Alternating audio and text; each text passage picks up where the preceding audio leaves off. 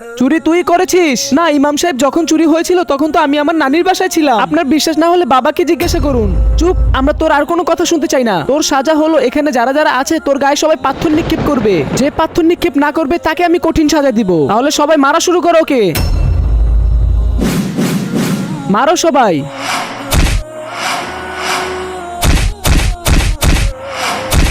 আল্লাহকে ভালোবাসলে ভিডিওতে লাইক করে চ্যানেলটিকে সাবস্ক্রাইব করে দিবেন। আমার ছেলের গায়ে আমি এই ফুলটাই নিক্ষেপ করি, তাহলে আমার ছেলে ব্যথা পাবে না।